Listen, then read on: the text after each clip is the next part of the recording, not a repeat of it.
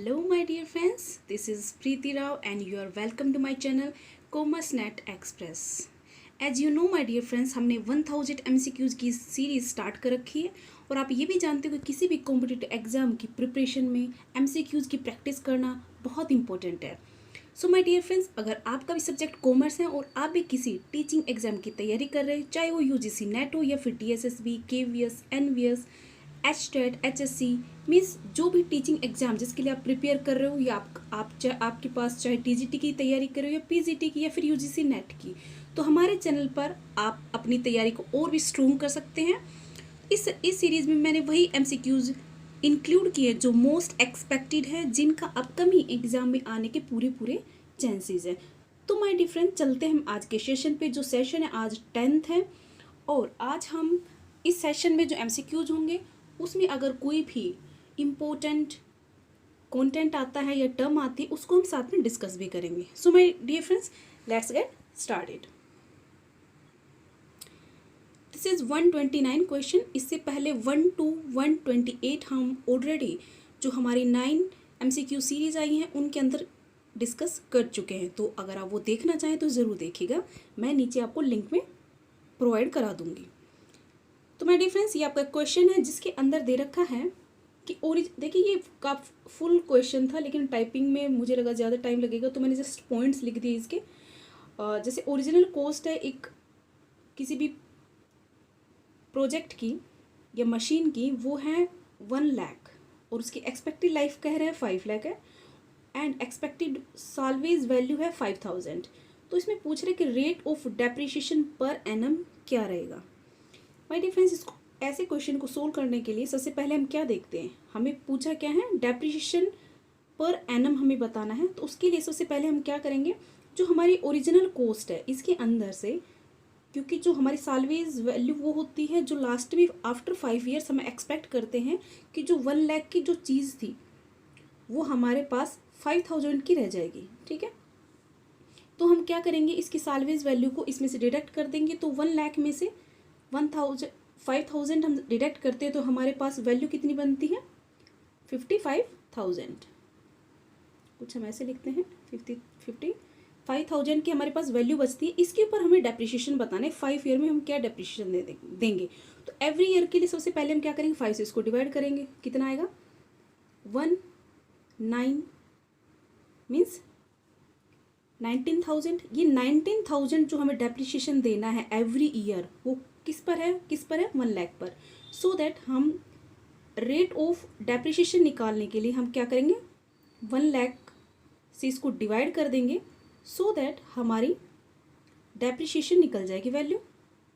3 से ये गए, 2 से ये गए, तो मीन्स 9% वैल्यू जो हमें है इसके एज ए डेप्रिसिएशन वैल्यू, इसकी पर एनम हमें इसको डेप्रिसिएशन लगाना पड़ेगा 19% per annum. Okay, so my dear friends, right answer is third. Let's move to next question, that is 130. Which of the following management function are closely related? इसमें कह रहा है इनमें से कौन से फंक्शन है जो क्लोजली रिलेटेड है मैनेजमेंट के फंक्शन कह रहा है. जैसे प्लानिंग ऑर्गेनाइजिंग है, या फिर planning and control, staffing and control, या फिर प्लानिंग एंड स्टाफिंग. इस तरह के क्वेश्चन में आपको थोड़ा सा ध्यान से देखना पड़ता है क्योंकि सभी सिमिलर लगते हैं और लगते हैं कि सभी इंपॉर्टेंट है, एक दूसरे के बिना अधूरे हैं. तो देखिए राइट ऑप्शन इसका प्लानिंग एंड कंट्रोल. मान लीजिए आप कोई कुछ प्लान कर रहे हो, अगर उसके अंदर कंट्रोल ही नहीं है तो उसका रिजल्ट जो आउटपुट होगा वो नहीं आएगा जो आप प्लानिंग करके चले थे, जो एक्सपेक्ट करके चले थे. मान लीजिए जैसे कि आप तैयारी कर रहे हो PGT की या फिर TGT की, किसी एक DSSB के लिए करने लग रहे हो. ठीक है, अपने DSSB की प्रिपरेशन के लिए आप प्रिपरेशन करने लगे, आपने प्लानिंग की, आपने क्या पढ़ना है, कैसे पढ़ना है, लेकिन अगर आपका कंट्रोल ही नहीं है, टाइम के साथ हम लोग डाइवर्ट हो जाते हैं. तो क्या होता है, हो सकता है अगर आप कंट्रोल नहीं कर पाओगे तो आफ्टर 10 डेज बाद आपका प्लानिंग में चेंजेस आ जाएंगे. आपकी प्लानिंग में हो सकता है आपने पहले PGT की तैयारी कर रहे हो, साथ में आपने सोचा था एक काम करती हूँ साथ में SSC की भी तैयारी कर लेती हूँ. ठीक है, अगर क्यों नहीं हो सकता DSSB ना हो तो मेरा SSC में हो जाएगा. तो ऐसे होकर आपकी प्लानिंग में डाइवर्जन आ जाता है. और यही अगर आपके पास कंट्रोल नहीं है तो आपके जो प्लानिंग थी उसकी डायरेक्शन चेंज हो जाएगी. So that right option is planning and control. चलिए नेक्स्ट क्वेश्चन हमारा 131. Luca Pacioli who gave origin to modern accounting, ये गुड नहीं बुक आएगा। इन्होंने एक बुक पब्लिश की थी on principle of double entry system, एक अकाउंटिंग की बुक थी, इन्होंने पब्लिश की थी जो बेस्ड थी principle of double entry system. इन्होंने डबल एंट्री सिस्टम को दिया था, मीन्स जो हमारी अकाउंटिंग के डबल एंट्री के जो फादर ऑफ डबल एंट्री के प्रिंसिपल के फादर हैं वो हैं लुका पेसियोली, ठीक है। तो उन्होंने कहा था ये जो बुक है कब पब्लिश की थी, 1944 में, 1864 में, 1494 में या फिर 1649 में। तो बताइए इसका आंसर क्या हो सकता है माय डिफरेंस। अब देखिए आप अपना स्कोर मुझे ज़रूर बता के जाना कमेंट बॉक्स में कि आपने क्या स्कोर किया। इससे हमें बेनिफिट मिलेगा कि हमें थोड़ी तसल्ली मिल जाएगी कि हमारे साथ जो कैंडिडेट प्रिपरेशन कर रहे हैं वो बहुत अच्छी प्रिपरेशन कर रहे हैं। Yes my dear friends, that is 1494। Yes, इन्होंने 1494 में अपनी बुक पब्लिश की थी जिसके अंदर जो प्रिंसिपल दिए थे डबल एंट्री के वो मेंशन थे। Next question is 132, which type of bond is not carry any interest. इनमें से कौन सा बॉन्ड है जो कैरी नहीं करता rate of interest, corporate bond, sovereign bond, convertible bond या फिर जीरो कूपन बॉन्ड। नाम से ही पता चल रहा है जिसका नाम होगा जीरो कूपन बॉन्ड उसके अंदर रेट ऑफ इंटरेस्ट नहीं होता। देखिए क्या होता है इसके अंदर, जीरो कूपन बॉन्ड्स ऐसे बॉन्ड्स होते हैं, एक तरह से डेब्ट इंस्ट्रूमेंट होते हैं, और ऐसे बॉन्ड्स को अगर इशू किया जाता है तो इनको पहले से डिस्काउंट रेट पर इशू किया जा सकता है। हो सकता है इसकी फेस वैल्यू है 100 और इसको डिस्काउंट देके इसको कर दिया 50 रुपीज़ का सेल आउट कर दिया, डिस्काउंट दे दिया, तो क्या होगा, मैच्योरिटी ऑफ द डेट आएगी उस टाइम जो 50 के रेट पे सेल किया था उसको मैच्योरिटी पे वो उसकी पेमेंट मिल जाएगी। तो क्या है वो जीरो कूपन बॉन्ड। ओके, फिर कन्वर्टिबल बॉन्ड्स क्या होते हैं। कन्वर्टिबल बॉन्ड्स वो होते हैं कि मान लीजिए आपने अपने बॉन्ड्स लिए, उनके ऊपर प्रॉमिस है कि कुछ टाइम के बाद, एक टाइम ड्यूरेशन के बाद वो जो बॉन्ड्स थे एक तरह से डेब्ट इंस्ट्रूमेंट थे, उनको इक्विटी स्टॉक के अंदर कन्वर्ट कर दिया जाएगा, वो होते कन्वर्टिबल बॉन्ड्स। इसके बाद है sovereign bonds.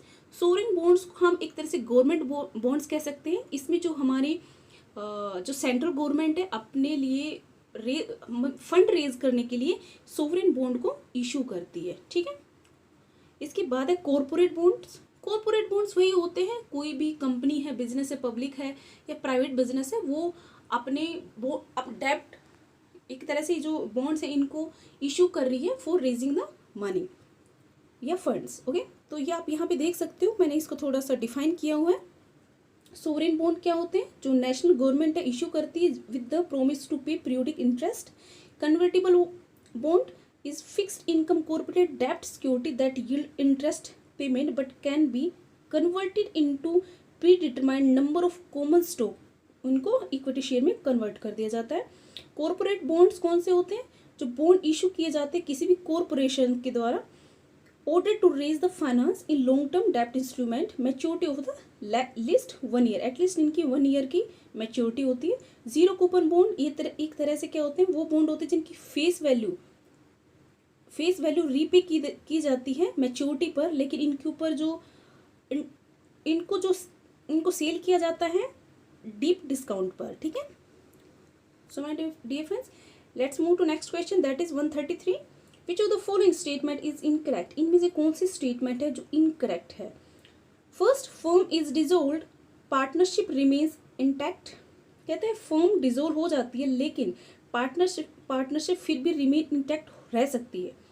Partnership is dissolve, partnership को डिसॉल्व कर दिया लेकिन फर्म इंटैक्ट है, ये भी पॉसिबल है। थर्ड है partnership is dissolved, firm is also dissolve, ये भी पॉसिबिलिटी बनती है।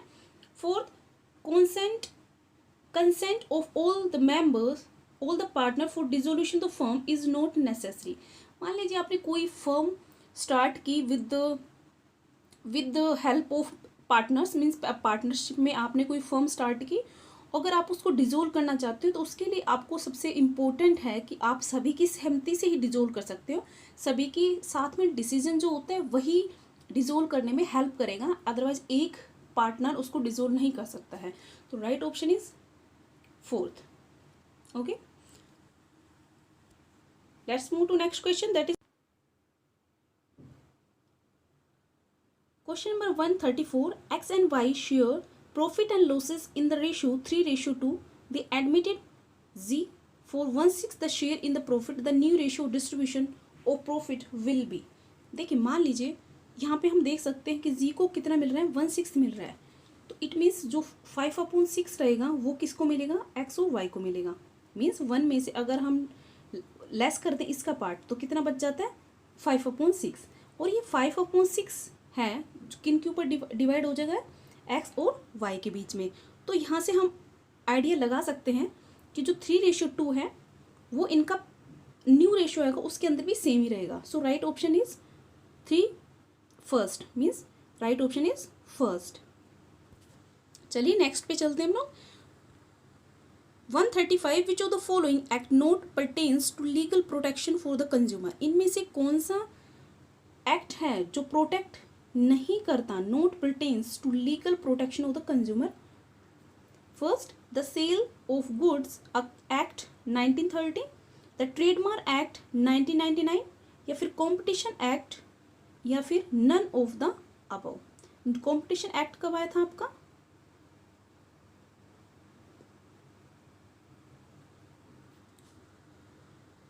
तो बताइए। देखो 2002 में कॉम्पिटिशन एक्ट आया था। आपसे यहाँ से भी आपका क्वेश्चन बन जाता है, आपको यहाँ से मिल रहा है कि भाई सेल ऑफ गुड है 1930 से बिलोंग करता है, ट्रेडमार्क है 1999 से बिलोंग करता है, और कॉम्पिटिशन एक्ट 2002 से बिलोंग करता है। ओके, तो इनमें से वो पूछ रहे कौन सा है जो कस्टमर के इंटरेस्ट को प्रोटेक्ट नहीं करता है, लीगल प्रोटेक्शन नहीं देता है। तो आई थिंक आप गैस लगा सकते हो यहाँ पे कि नन ऑफ द अबव। इनमें से ये तीनों ही कस्टमर को एक तरह से लीगल प्रोटेक्शन देते हैं। ओके, थोड़ा सा हम इसके बारे में जान लेते हैं।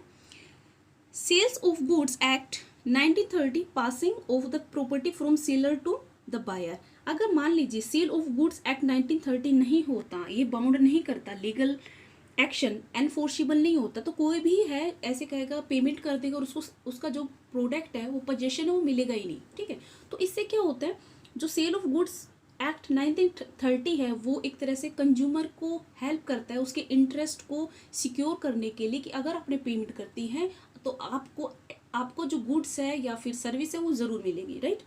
तो आपको उसका अधिकार मिल जाता है। अगर उसको वो प्रोडक्ट नहीं मिलता है, वो सर्विस नहीं मिलती है, तो वो कोर्ट में शो कर सकता है। इसके बाद आता है ट्रेडमार्क एक्ट 1999। ट्रेडमार्क एक्ट का मतलब है कि कोई कंपनी अपने बिजनेस के, अपने प्रोडक्ट का एक तरह से ट्रेडमार्क रजिस्टर करवा लेती है, जिससे क्या होता है कि वो इससे कस्टमर भी प्रोटेक्ट हो जाते हैं, उनका भी इंटरेस्ट है वो प्रोटेक्टेड रहता है, क्योंकि इस ट्रेडमार्क को कोई दूसरी कंपनी, फ्रॉड कंपनी यूज़ नहीं कर सकती और अब उस पर अपना ट्रेडमार्क लगाकर, मान लीजिए आईटीसी कंपनी है, आप जानते होंगे आईटीसी कंपनी के बहुत सारे प्रोडक्ट हैं, अगर वो ट्रेडमार्क उन्होंने लगा रखा है आईटीसी, तो इससे हमें कंज्यूमर को ये पता चल जाता है कि ये प्रोडक्ट है, ये बिलोंग करता है आईटीसी कंपनी से, राइट। उनका अपना एक ट्रेडमार्क है। और अगर मान लीजिए वही प्रोडक्ट है, अगर कोई कुछ प्रॉब्लम आती है उस प्रोडक्ट से, उस कंपनी की प्रोडक्ट से, तो अगर कोई प्रॉब्लम आती है तो कंज्यूमर है कोर्ट में जा सकता है कि बता सकता है कि ये प्रोडक्ट मैंने आईटीसी कंपनी से खरीदा था। या फिर इसे ये भी हेल्प होता है कि जो सेलर होता है उसको भी हेल्प होता है कि उसके जो प्रोडक्ट हैं उस या फिर उसका जो ट्रेडमार्क है उसका कोई मिसयूज नहीं होगा, कोई अदर जो प्रोडक्शन हाउस है वो उसके प्रोडक्ट का गलत मिसयूज नहीं कर पाएगा। ठीक है, ऐसा ना हो कि वो मेरे ट्रेडमार्क पर अपना कोई घटिया माल बेचे। तो इससे किसका प्रोटेक्शन हो रहा है, कस्टमर का प्रोटेक्शन हो रहा है। इसके अलावा बात करते हैं कॉम्पिटिशन एक्ट 2002 की। कॉम्पिटिशन एक्ट में भी क्या है, किसी एक फ्रेमवर्क बना दिया गया है कि कॉम्पिटिशन जो हमारे जो इकोनॉमी, जो कॉम्पिटिशन होगा जो बिजनेस एंटरप्राइजेस के बीच में, वो हेल्दी रहेगा और साथ में कंपटीशन भी रहेगा। ऐसा नहीं है कि कोई भी मोनोपोली आके दूसरों को डिस्ट्रॉय कर देगी और अपना ही चलाएगी वहाँ पे। तो मोनोपोली को एक तरह से ये प्रमोट नहीं करता, प्रिवेंट करता है। इससे क्या होता है कि कस्टमर के पास भी ऑप्शंस आ जाते हैं, चॉइस आ जाते हैं। एक को ना खरीद के, तो मान लीजिए आपके पास चॉइसेस ही नहीं है, केवल वही चॉइस है, एक प्रोड्यूसर है, सिर्फ वही सेल कर रहा है, दूसरा प्रोड्यूसर आपके पास है ही नहीं, तो आप क्या करोगे, जो घटिया माल बेच रहे हैं उसको ही खरीदना पड़ेगा। लेकिन अगर आप मार्केट में जो आपके पास बहुत सारे चॉइसेस मिल जाते हैं, ठीक है, तो उससे क्या होगा, आपके जो इंटरेस्ट है उसकी एंश्योर हो जाएगा, आपको इंटरेस्ट, आपके साथ फ्रॉड नहीं होगा, अच्छा प्रोडक्ट मिलेगा आपको। ठीक है, तो इस तरह से ये भी एक आपके जो कंज्यूमर होते हैं उनके हितों की रक्षा करता है, प्रोटेक्शन करता है। ठीक है, चलिए नेक्स्ट पे चलते हैं जो है 136। When considering the role of perception in scanning the business environment and individual, कहते हैं जब हम बात कर रहे हैं स्कैनिंग की, एक स्कैनिंग जैसे आपने पढ़ा होगा ना, जब बिजनेस एनवायरनमेंट की स्कैनिंग करते हैं तो कह रहे हैं कि एक रोल ऑफ परसेप्शन तो होता ही है उसके अंदर, राइट। तो उस कहते हैं कि उसको हम कैसे लेते हैं, कैसे कंसीडर करते हैं। First, process a limited threshold of awareness. Second, has a short list of cues about environment. Third, has a narrow perceptual window of environment. Fourth, all of the above. आपको आंसर देना होगा। आई hope you have given the answer. अगर आप मेरे answers को follow करना चाहते हो उसके लिए सबसे पहले आप इसको पॉज कर लीजिए वीडियो को और अपना आंसर दीजिए और साथ में क्वेश्चन की लैंग्वेज को समझने की कोशिश कीजिए। तो देखिए इस तरह के क्वेश्चन में क्या होता है, आप जब सबसे पहले आपने की पॉइंट निकाला, परसेप्शन हो रहा है, बात किसकी करनी, परसेप्शन की, रोल ऑफ परसेप्शन किसके लिए कर रहे हो, स्कैनिंग द बिजनेस एनवायरनमेंट, हम बिजनेस एनवायरनमेंट को स्कैन कर रहे हैं, उसके लिए परसेप्शन एक इंडिविजुअल का क्या होता है। देखो सिंपल सी बात है, किसी के पास भी जो आइडियाज़ होते हैं, व्यूज़ होते हैं या अवेयरनेस होती है वो लिमिटेड होती है, राइट। क्या होती है, लिमिटेड होती है। जो अवेयरनेस है किसी भी बिजनेस के बारे में, किसी एनवायरनमेंट, ऐसा तो नहीं है एक छोटी छोटी चीज़, बड़ी से बड़ी हर चीज़ जानते हैं, ऐसा नहीं है, एक लिमिटेड होता है आपके पास। और अगर आप डाटा भी कलेक्ट करोगे तो भी आप लिमिटेड ही कर पाओगे, ऐसा नहीं कि पूरा ही डाटा आप उखाड़ दोगे, ऐसा नहीं हो सकता, राइट। उसके बाद है शॉर्ट, उसके बाद आप उस एनवायरनमेंट से कुछ शॉर्ट लिस्ट करना चाहते हो क्यूज, ठीक है, तो वो भी आप शॉर्ट लिस्ट करते हो। उसके बाद नैरो परसेप्चुअल जो होता है विंडो आपकी नैरो होती है क्योंकि आपके पास लिमिटेड सोर्सेज होंगे, आप एक एक छोटी से छोटी या बड़ी से बड़ी चीज़ आप नहीं कर सकते हो इसमें। तो एक तरह से परसेप्शन बन जाएगा कि आपका कि जो नैरो, जो हमने एनवायरनमेंट में जो हमें डाटा मिला, जो हम स्कैनिंग की, वो एक नैरो परसेप्चुअल विंडो थी एनवायरनमेंट की, ठीक है, उसके अकॉर्डिंग की है। तो right option is all of the above. Okay, चलिए नेक्स्ट पे चलते हैं, that is 137। Which of the following pair is are not correctly matched, इनमें से कौन सा पेयर है जो करेक्टली मैच नहीं है। फर्स्ट है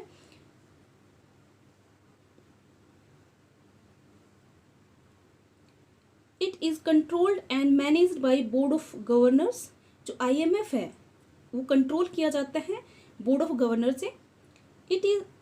it began its operation in June 1946 world bank, क्या वर्ल्ड बैंक ने अपना ऑपरेशन जून 1946 में स्टार्ट किया था। थर्ड है it possesses are somewhat static view of commercial body relation, UNCTAD की बात कर रहा है, ये एक इसका जो व्यू है वो काफ़ी स्टैटिक है, अनक्टाड की बात कर रहा है, या फिर ऑल ऑफ द अबव। तो बताइए इसका आंसर क्या होगा। नोट पूछा है इसने कि कौन सा मैच नहीं करता है। देखो जब हम अनक्टाड की बात करते हैं तो इसका एस्टेब्लिशमेंट इसी बेसिस पे हुआ था कि ये हेल्प करेगा ट्रेड, जो भी इंटरनेशनल ट्रेड होता है वो हेल्दी रहे, साथ में कोई भी डिस्प्यूट ना आए और उनके अंदर कोई भी प्रॉब्लम आती है तो इनको वो रिजोल्व करेगा। तो एक तरह से हेल्दी एनवायरनमेंट के लिए इसको एनेक्टाड को एस्टेब्लिश किया गया था 1964 में, राइट। तो अब इसको स्टैटिक व्यू कैसे कह सकते हैं हम लोग, ये तो डायनामिक व्यू होता है ना। थोड़ा सा इसके बारे में जान लेते हैं। इसके अलावा हमने जो वर्ल्ड बैंक है, IMF है, इन ये जो वर्ल्ड ऑर्गेनाइजेशन है इनके बारे में पहले से ऑलरेडी डिस्कस कर चुके हैं और इनकी हमने सेपरेट वीडियो बना रखी है। आप वहाँ से आप वहाँ पे जाके मीन्स जो प्लेलिस्ट है वहाँ पे जाकर आप चेक कर सकते हो अगर आपको इनके बारे में जानना है। चलिए चलते हैं हम थोड़ा सा एनेक्टाड के बारे में जान लेते हैं। एनेक्टाड मैंने जैसे बताया ये 1964 में एस्टेब्लिश किया गया था। United Nations conference on trade and development, इसकी फुल फॉर्म भी आई थी, आपको याद हो तो ये आई थी 2018 में, इसकी फुल फॉर्म पूछी गई थी DSSB PGT एग्जाम में। तो देखिए फ्रेंड्स, जो एनेक्टाड है United nation conference on trade and development है, ये परमानेंट इंटर गवर्नमेंटल बॉडी है, किसकी, यूनाइटेड नेशन की, ठीक है। और ये डील करती है with the trade, investment and development issues. इसके मेन फंक्शंस हम देख लेते हैं। टू प्रमोट, ये प्रमोट करती है इंटरनेशनल ट्रेड को all over the world. Formulate करती है principle and policy so that जो पूरे वर्ल्ड की जितनी कंट्रीज जो इसके मेंबर्स है वो सब वही फॉलो करें प्रिंसिपल्स को। To make the proposal for the putting the said principles and policies into effect, इनको इफेक्ट में भी लेकर आते जो पॉलिसीज बनाती है। रिव्यू करती है coordination of the activities of other institution, इसके साथ जो यूनाइटेड नेशन में अदर बॉडीज हैं उनके साथ भी ये कोऑर्डिनेशन बनाकर चलती है। तो माय डियर फ्रेंड्स, हम इसको नहीं कह सकते ये स्टैटिक व्यू देती है, so that right option is नक्टार्ड third. Next let's move to next question that is 138 the object of preparing trial balance. जो हम ट्रायल बैलेंस बनाते हैं उसका ऑब्जेक्टिव क्या है, हम प्रिपेयर करते हैं ट्रायल बैलेंस, उसका ऑब्जेक्टिव क्या है। First, to check the arithmetical accuracy of the account. Second, check the accounting book completely and in the total nature. Third, to find the economic conditions of business, या फिर to get the information of assets and liability. बताइए, I hope you have given the answer. देखो, सभी बच्चे को पता है कि ट्रायल बैलेंस क्यों बनाया जाता है। ट्रायल बैलेंस जब हम जर्नल बना लेते हैं, लेजर प्रिपेयर कर लेते हैं, पोस्टिंग कर लेते हैं, तो उसके बाद भी हम ट्रेडिंग अकाउंट और P&L अकाउंट बनाने से पहले एक तरह से ट्रायल लेते हैं कि कहीं कोई मिस्टेक तो नहीं हुई है, अरिथमेटिक मिस्टेक, तो उसके लिए हम ट्रायल बैलेंस को प्रिपेयर करते हैं। तो right option is first, to check the arithmetical accuracy of accounts. चलिए नेक्स्ट पे चलते हैं, जो है 139 right job for the right man is the principle propounded by. कहता है इसमें जो पूछ रहा है कि right job for the right man, ये प्रिंसिपल किसने दिया था? थॉमस ने दिया था, टेलर ने, या फिर हेनरी फ्योल ने, या फिर F.W. रिग्स ने। देखो, F.W. टेलर भी है, F.W. रिग्स भी है, तो आपको बताना है कि ये किसने दिया था। सो माय डियर फ्रेंड्स, काफ़ी लड्डू क्वेश्चन है और आई होप आप इसका आंसर दे सकते हो, तो ये आपके लिए होमवर्क है। ठीक है, कमेंट बॉक्स में आप अपना कमेंट जरूर बताइएगा कि इसका राइट ऑप्शन क्या होगा। बहुत इजी क्वेश्चन है। चलिए नेक्स्ट पे चलते हैं। 140 which of the following statement is are not correctly matched. इनमें से कौन सा स्टेटमेंट है जो करेक्टली मैच्ड नहीं है? फर्स्ट है, in such type of training a master worker और trainer is appointed who guides the worker of learner regarding the skill of the job, जिसको बोलते हैं अप्रेंटिसशिप प्रोग्राम। देखो, अप्रेंटिसशिप प्रोग्राम में क्या ऐसा होता है कि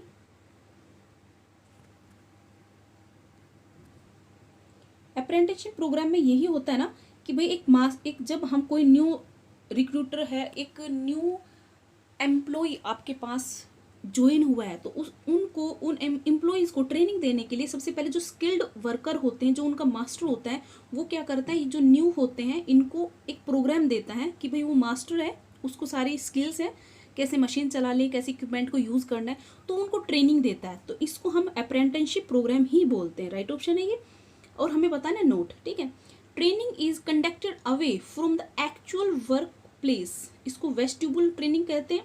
जब इससे पूछ रहा है कि जब हम वर्क प्लेस से अलग दूर कोई ट्रेनिंग कंडक्ट करते हैं उसको हम बोलते हैं वेस्टिब्यूल ट्रेनिंग। थर्ड पूछ रहा है, the kind of training involves shifting the training from one department to another और from one job to another, इसको बोलते हैं इंटर्नशिप। या fourth, none of the above. बताइए इसका राइट ऑप्शन क्या होगा?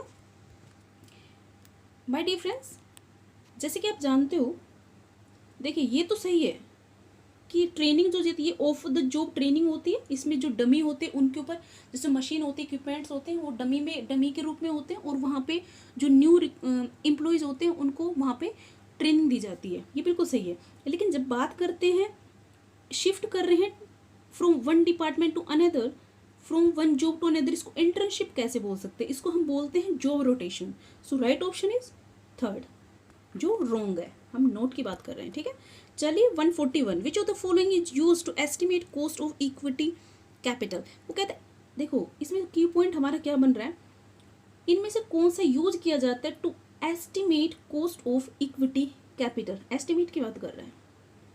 First, external yield creation criterion. Second, dividend plus growth rate. Third, equity capitalization approach, या फिर capital asset pricing model. CAPM। आप आई होप आप इससे फैमिलियर होंगे CAPM से।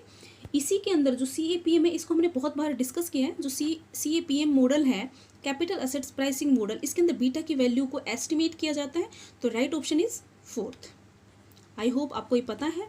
जो हमारा कैपिटल एसेट्स प्राइसिंग मॉडल है, इसके अंदर रिटर्न और रिस्क की वैल्यू जो हम आती पोर्टफोलियो बनाते हैं उसके अंदर हम बीटा की वैल्यू को एस्टिमेट किया जाता है कि रिस्क और रिटर्न में हम कोऑर्डिनेशन बना के चलते हैं। ठीक है, चलिए नेक्स्ट पे चलते हैं। 142 which of the following statement is incorrect, इनमें से कौन सा स्टेटमेंट है जो इनकरेक्ट है। Purchase of fixed assets is a day to day expense, क्या हम फिक्स्ड एसेट परचेज करते हैं डे टू डे एक्सपेंस हो जाता है, नोट की बात कर रहा है, incorrect. Business finance means money and credit employed in the business finance का मतलब है कि जो ने पैसा लगा रखा है, ये जो क्रेडिट पे पैसा हमने एम्प्लॉयड कर रखा है वो बिजनेस फाइनेंस होता है। Third, without educate finance business में रन इनटू डिफिकल्टीज, अगर हमारे पास एडुकेट फाइनेंस नहीं होगा तो कोई भी बिजनेस वो डिफिकल्टीज में जा सकता है।